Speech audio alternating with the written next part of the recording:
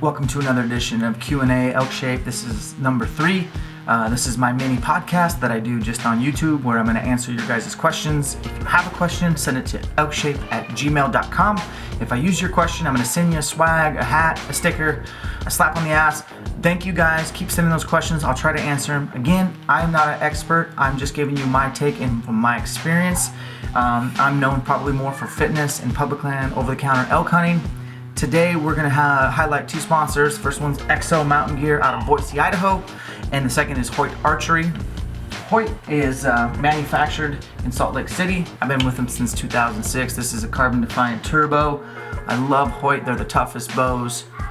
For me, I have a bow on my backpack with a dirt bike riding. I have a bow on my backpack when I'm hiking in the dark. I've had some spills and some falls, and the bow still holds up. My dad even ran over one of my Hoyts and at elk camp, and it still worked great. So Hoyt makes tough bows, and that's what I'm after, and that's why I shoot for Hoyt. Hoyt for life. The other one, Exo Mountain Gear. I just used this pack last year. This is the 5500, one of the lightest packs you can find on the market. Titanium frame, lots of adjustments, cool places for spotters, tripods. You can pack game out on this, including your stuff. The bag can push away from the frame and you can slide your meat sling. Great pack. This is again the 5500. They have a 3500. I used the 5500 in Arizona as well as Nevada this year. I used the 3500 in Idaho. It just depends on the type of hunting and what you need. You know, I've used Eberly Stock, Badlands, Mystery Ranch, and I know there's it's a very competitive market, but I like Exo. They're lightweight and they're made for hunting. End of story. All right, let's get into some questions. We're going to see how many we can answer. We're going to keep this video as short as possible. First one's going to be from JJ. He hunts out of Idaho, North Idaho. Yay, that's where I hunt. And he's talking about hung up bulls at 80 to 100 yards. He's tried raking challenging cow calls, and he wants to know what is my strategy. Well, I do all those things as well. In fact, I like raking almost more than anything, especially when you get in close on a bull and you're not bugling, you're just raking. You pique their curiosity. So shut the calls all the way off and just rake. I've had that work extremely well. I've cut off bulls with challenge bugles, you bet. That's worked sometimes. I've stuck with just cow calls. That's worked sometimes. Your best bet is to keep the wind in your face and pressure these bulls. And as you pressure them, they're gonna retreat or they're gonna come fight. Most times they're gonna retreat, especially when they have cows. And a case in point is this year with my dad. We got an awesome bull to answer us. We took an extra hour to get the wind right. We had to fight through alders. We finally got in on him. He heard us coming towards him. He didn't think we were humans. He thought we were elk. And we bugled, and we noticed that he'd bugle, but he'd just go back 80 more yards. So we pushed, and we played this game for a couple hours, and we finally held his ground. Elk have like imaginary boundaries where they won't cross. And if you can keep the wind in your face, that's key, and push just enough to where that bull will finally want to stand his ground, he's going to want to see what you are. If he can't smell you, he'll try to circle you, and if you are doing a good job where he can't circle you like we were, eventually this bull, he's going to make a mistake, and he's going to want to come in and see what you are. And that's when you got to be on your A game, because most times he's not going to bugle, and their elk, an 800-pound elk, can be extremely quiet in the woods. Believe you me. And that's when you got to have your head up and you're ready to go and arrow on the string, because that bull is going to try to sneak and take a peek at you, and that's when you got to be ready to make that shot, because they just made a mistake. But no, you're doing great, JJ. Keep doing what you're doing. Just know that, if it's not in North Idaho where we're hunting, the 18th to the 22nd, that's when you can be really, really, really aggressive and rely on the elk to make most of the sounds. If it's before that, you're going to have to be delicate on your process, and if it's after that, you're going to have to be very delicate. So it just depends on the time of year, the amount of pressure, and if you know your area, if you know the winds, if you know the elk trails, if you know where they want to be and where they're going. So just keep learning your area. That's all I can encourage you to do, and keep trying and be patient and keep that damn wind in your face. All right, next question is from Greg. Greg's going to go on his first Colorado backpack hunt this year, and he's hiking in, and he wants to know if I know where what elevation to find the elk. And are they going to be above timberline? What's the weather going to be like in September? And what are the elk going to be eating?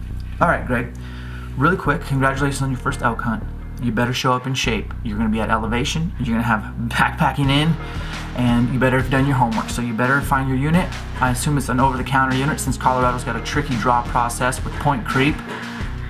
And but Colorado's Parks and Wildlife website is awesome. Go on there and find that little tool where you can see where the elk in each unit have a wintering range and have a summer range, and do your homework and figure out where you think those elk are going to be based on the time that you're going to be there. You know, Colorado opens that last weekend in September usually, and I think closes around the third week in September. It also, some units will coincide with the muzzleloader unit. Be aware of that. You want to find elk, find your feed, find your cover, and find where they're going to go when they get pressured. And pressure is going to happen in Colorado, believe you me. Colorado's a phenomenal state. It's got the most elk out of all 48 states and the lower 48, and it's a phenomenal, beautiful place to hunt. I wish I lived closer. I'd hunt there more often, but get online and do that. And if you can get there and put boots on the ground, even better. Elk will be above timberline, you bet. If snow comes and hits, which it can in September, they could get pushed. But more important than any of those is hunting pressure will push them. So keep an eye on hunting pressure, study your websites, and thanks for the question, Greg. All right, Jacob wants to know socks and boot combo to decrease blisters. Last year he was using KUIU with bad results, KUIU socks. And I'm not sure what boots he was using, but it doesn't matter. So anyways, I use Smartwool. I use a Kenetrek boot. I use inserts. These are not orthotics, but these are from a podiatrist. You can go to like a Dr. Scholl's in a drugstore and stand on that machine and figure out, do you have flat feet? Do you have a big arch? Things like that. So me, I kind of have a big arch. So this kind of helps get that foot centered. If I don't wear these, I have another pair that I spent like $50 on, but I take the inserts that come with boots, take them out and put those in, and then I just use a nice thin pair of sock, Smartwool, and everything starts from the ground up, elk hunters. So if you have feet problems, feet issues, you are in trouble. And so do your due diligence in the off season and figure out that great boot combination that's going to work best for you. I love Kenetrek. They're out of Montana. I won't ever hunt without those inserts, and if I do, I'm in trouble. And the off season is a good time because I already told you to start hiking every week, short bursts of intense hikes and long slow distance hikes with weight on your back throughout year round. That's your time to try out your boots and figure out what's going to work best for you. Thanks for the question. This one is going to be from Jason. He moved to Wyoming. He was living at 3,700 feet. Now he's living at 6,200 feet. You lucky dog. How can he overcome altitude? What is the best way to train for elk season 2017? It will be his first. All right. Yeah, man, you live at 6,200 feet. You're at. That is phenomenal. I live at 2,500 feet. Most people live at less. So elevation and altitude is something that you have to acclimate and listen to your body. So your body's going to tell you what's up. If you can get to your hunt area a day or two early to scout before the season opens and slowly adjust, that's what I would do. I would not set yourself up for failure and put 70 pounds on your pack and do a bivouac hunt for 10 days. You're going to kill yourself. But get into the best shape you can. Do some high intensity interval training. Do the backpacking weekly that I told you about doing. And eat clean. Don't bring extra pounds on your body that you don't need. Have a purpose for every pound on your body. Convert as much of your gear to ultralight gear. Spend the money, invest in top-notch lightweight equipment. Make your pack as light as possible. Show up 2 days early. Drink tons of water. Mountain Ops makes an altitude product. Check it out. So does other companies like Wilderness Athlete. Look into those. Take those. Eat healthy. Drink. And slowly acclimate. Maybe go out 1 or 2 miles day one, come back, get a good nap, go out a mile or two at night, glass. The next day, extend your distance and elevation a little bit more. By day 3, your body will start to adjust. And if you're getting a headache and you're feeling fatigued and low energy, drop elevation. I know that you can find elk down a little bit lower, but listen to your body, and that should help. We got time for one more. So Carson wants to know, he is a Washington State resident, so am I. He wants to know specifics on the Panhandle, where to hunt. Priest Lake, Coeur d'Alene, St. Joe, etc. Wow, I don't know if I can give out that specific information, but hey, I hunt the Panhandle as well. I think it's 9 units. All are awesome. All have elk. All have brush.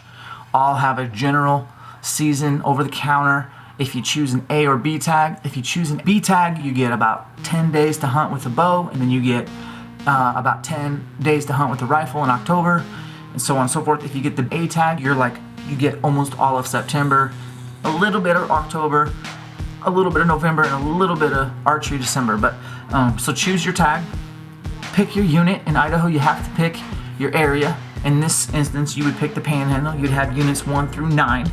And unlike Washington, which gives you really crappy dates and short seasons, you'll have at least 2 to 3 times the amount of time that you would if you were hunting Washington. You are going to have to contend with hunting pressure, thick brush, rain, wolves, but there's elk there, you bet. If you live close enough, do some summer hiking, scouting, camping, figure out your area. The sign is there.